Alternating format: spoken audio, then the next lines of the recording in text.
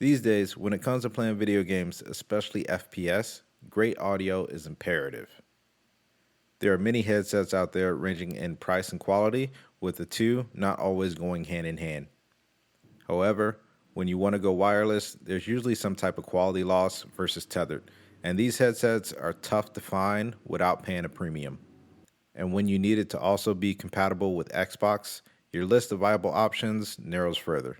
Of the few brands I saw at the top of the food chain when it comes to quality gaming headsets, I landed on SteelSeries, choosing the Arctis 9X. After over 6 months of use, I think this is an excellent headset, but I'm not sure I would buy these again. Before getting into the review, if you end up finding this video in any way helpful, please like, share, and subscribe, as this not only helps the channel grow, but it helps me in understanding the content that you want to hear about.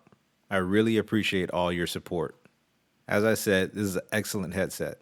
It met all my requirements, as I wanted a headset to allow wireless audio input and output, but also have the option of being tethered when my battery ran out. I wanted quality sound to hear folks creeping in FPS games. And I wanted a quality build to where my big head could fit without straining and cracking the bands over time, like my previous LS31s from Lucid Sound. And why this isn't a review on my Lucid Sound experience, I wanted to quickly share my challenges and my experiences with them to help give a little bit more background into why I was looking for a new headset and why I chose SteelSeries. For one, my LS31s support wireless audio input and output, but only on PlayStation 4 at the time. You have to tether your headset via the aux cable provided to chat on Xbox. So I was that friend getting snacks, dropping their controller because the cord snagged on a drawer handle or something like that. The chat issue is obviously due to Xbox's proprietary wireless system, and something I could have easily avoided if I did more research into wireless headsets initially. But this Xbox compatibility issue wasn't something I was aware of, and this wasn't something Lucid Sound highlighted on their product pages. However, to their credit, they weren't officially licensed with Xbox at the time. Now it appears they are, with the new license with Xbox stamp. So wireless chat likely isn't an issue any longer with their headsets. Second, a USB dongle is needed to connect with my Xbox. With limited ports on my Xbox, this wasn't optimal for me.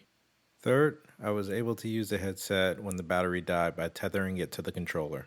But this came at the cost of losing noise cancellation, with a stark, unbearable difference in audio output. However, I was able to reestablish noise cancellation as well as my preferred audio output if I plugged them in the charge while I was using them. But then I ran the risk of shock and I looked like Weapon X. Now, this headset only serves as my extreme backup, as my 9Xs can also be used wired without a charge, but without loss of noise cancellation or audio quality.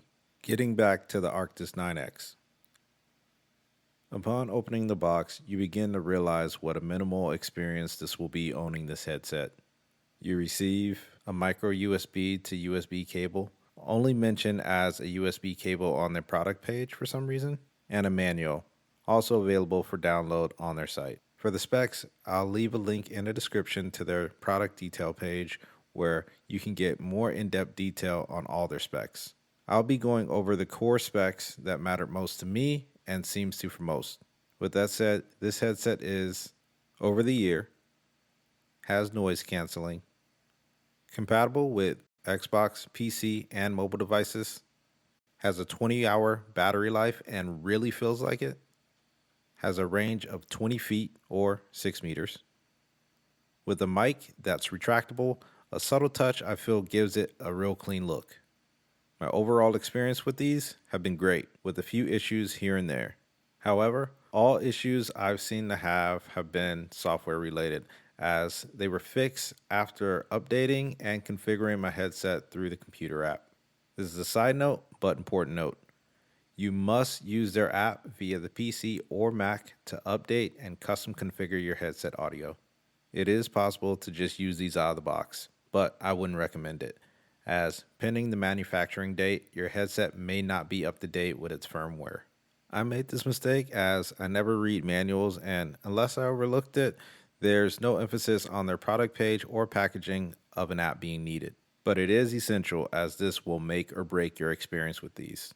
Luckily, I had a friend with the same set tell me the deal with the computer app, and that fixed the terrible output, the Xbox turning on when I turned my headset off, my mic not working, and the decreased max of chat audio. I also want to note that if you're on a Mac and you're not seeing the installed apps show your devices when plugged in, you'll need to go to System Preferences, then to Security and Privacy, then to Input Monitoring, and check the box next to the SteelSeries Engine app to give permission to the program to access your ports. Aside from that, I'm getting everything I asked for and more, with the pros being, as I mentioned, I can use these wirelessly and wired regardless of them being charged. Audio's quality and blows my Lucid Sounds out of the water as audio is crisp. I'm finding out I can hear details that my squad mates can't, especially when it comes to footsteps further away in Warzone. And the durability by way of the ski goggle headband technology used allows the headset to expand and contract effortlessly and support my big head. I have little worry of cracking the headband with these, and expect to finally have a headset where the band will outlast the audio, which should be several years. Additional features I found to be pros are simultaneous Bluetooth, allowing me to listen to my iPad during gaming sessions and intermissions. This is great for me as I can hear my baby monitor app when my headset is on and I'm mid chaos. And I also get to catch up on tasks, listen to books, and or watch videos while waiting. Then there's the retractable mic. While it's easy to push a mic arm out of the way, I like that I have the ability to pretty much remove it altogether when not in use. Then bring it back at a moment's notice when it's needed. Then we have the durability. Aside from the headband, I've yet to witness any degradation in audio quality, buttons, wheels, or cushions, even after extensive use. And the ability to custom configure your headset audio really lets you dial in things. As for the cons I have with this headset, noise isolation. While the specs list noise cancellation as a feature for this headset, unfortunately it's only for the mic and it really helps your voice, but it doesn't work on the playback end. So if you tend to have a lot of sound in your background, it's going to be hard to separate that sound from the playback that you're hearing through your headset. And this looks to be the case with all their headsets, because all their Xbox headsets are designed identically internally when it comes to audio features and functionality. So if audio playback noise cancellation is a major feature for you and a must-have, then maybe these headsets aren't for you. To put noise isolation in comparable terms to noise cancellation, with these, you can expect to hear a sound quality difference of about 40 to 50% the strength of Apple AirPod Pro's noise cancellation. Also, I found I still need the stereo headset attachment when going wired. While my controller supports a direct auxiliary connection, I'm not able to get any audio from my headset unless I'm using this adapter. This is also the case with my Lucid Sounds. Note, I'm using an Elite Series 2 controller, but I don't feel this should force a different functionality. Next, we have firmware updates. It's great that they're continuing to work on the software and improve our headset experience, but there aren't any alerts for when there's an update, and I only tend to do an update on my headset whenever there's an issue, or I need to update the audio settings. This brings me to the next con. You need to have a computer to update your headset.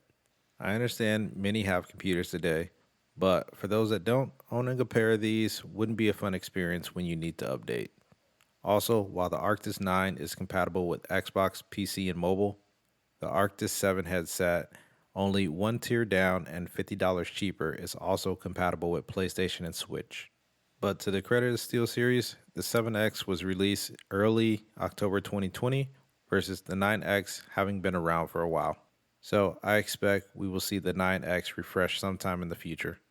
And lastly is price.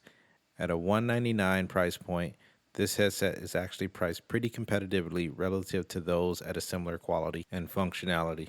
But as I stated before, the 7X is now available, and it's nearly an exact replica of the 9X with more compatibility.